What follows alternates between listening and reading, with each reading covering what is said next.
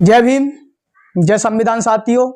मैं अजय सिंह आपको संविधान निर्माण के बारे में बताने के लिए आया हूं। आजकल कुछ लोग ऊल जुलूल फालतू बातें कर रहे हैं कि संविधान का निर्माण बी.आर. राव ने किया।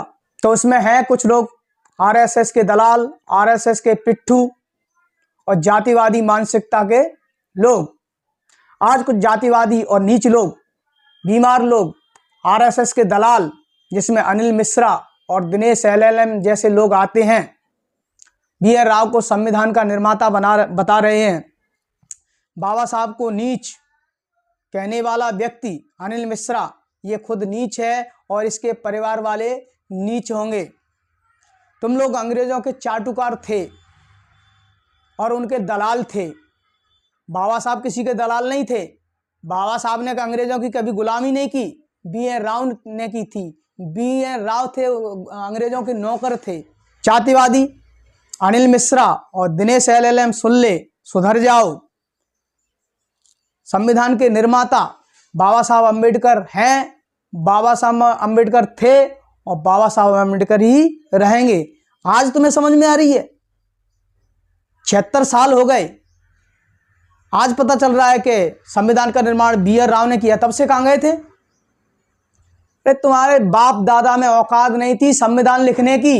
भीमराव अंबेडकर उस टाइम पे आज भी सबसे पढ़े लिखे व्यक्ति थे, सबसे ज्यादा जानकार थे, क्योंकि भारत एक बहुत विशाल देश है। इसमें जातियां, जनजातियां, कई सारे धर्मों के लोग शामिल हैं। इसके साथ साथ क्षेत्रीय विषमताएं और क्षेत्रीय भाषाएं। तो संविधान लिखना कोई मामूली बात नहीं थी, खीर बनाने वाली बात नहीं थी। इसके लिए कड़ी मेहनत और लगन की आवश्यकता थी।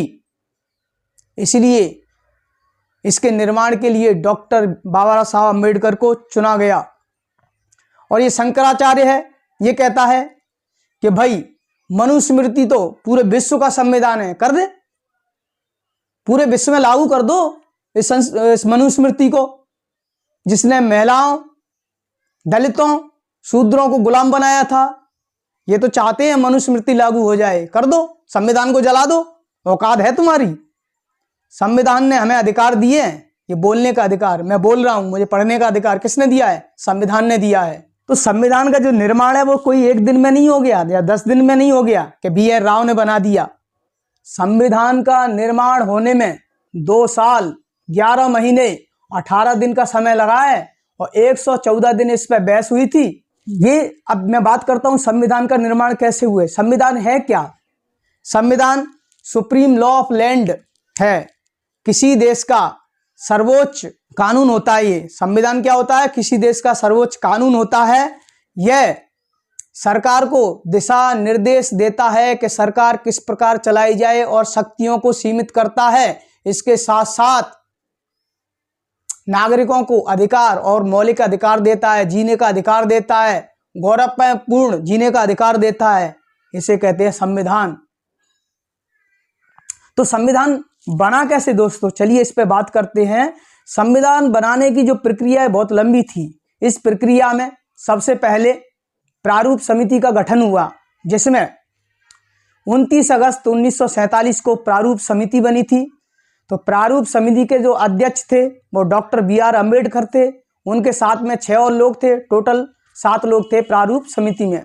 और संविधान सभा का सलाहकार बी.आर. राव को बनाया गया था। तो बी.आर. राव को यह काम दिया था कि विदेशों में जाकर संविधान के लिए कच्ची सामग्री एकत्रित करेंगे। तो बी.आर. राव विदेशों में गए, जिसमें America, Britain, France, south Africa, Australia जैसे देशों में, आज देशों में गए। वहां से कच्ची सामग्री को इकट्ठा किया। इकट्ठा करने के बाद लेके आए। फिर इस कच्ची सामग्री पे बैठ के बी.आर. राव और संवैधानिक जो समितियां बनी थी वो तैयार करके इसको ड्राफ्टिंग कमेटी को दिया। जनवरी 1948 में कच्ची सामग्री थी, कच्चा मसौदा था, वो मिला डॉक्टर बी.आर. अम्बेडकर को। तो डॉक्टर बी.आर. अम्बेडकर ने इस कच्चे मसौदे को दोबारा कंपाइल किया। क्या हटाना है, क्या जोड़ना है, क्या रखना है, सही से व्यवस्थित करके इसको 21 फरवरी 1948 को संविधान सभा के समक्ष रखा।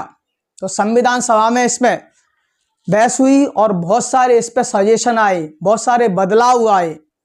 तो बी आर अम्बेडकर ने फिर उन बदलावों को करके फिर से संविधान सभा में इस ड्राफ्ट को फिर से रखा।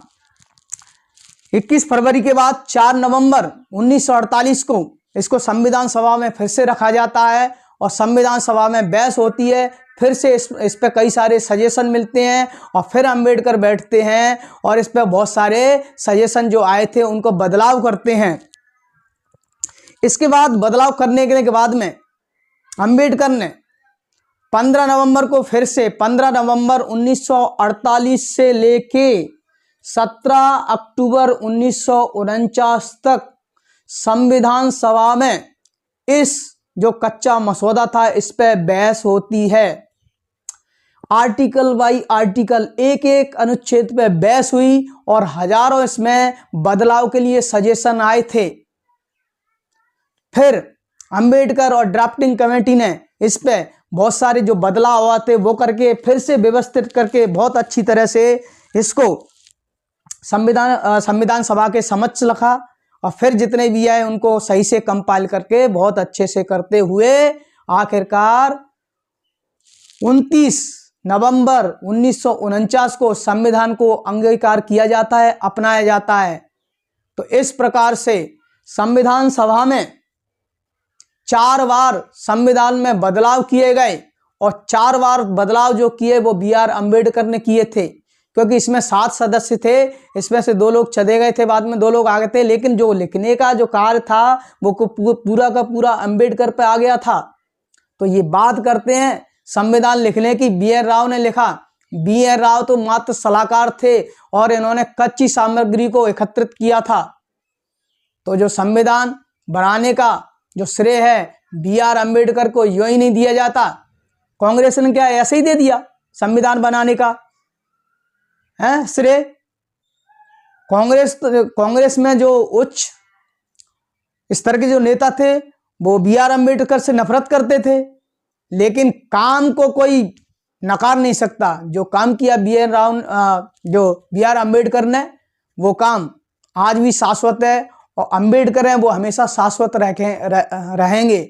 उनके नाम को, उनके कार्य को कोई मिटा नहीं सकता है, मिटाने वाले मिट जाएंगे।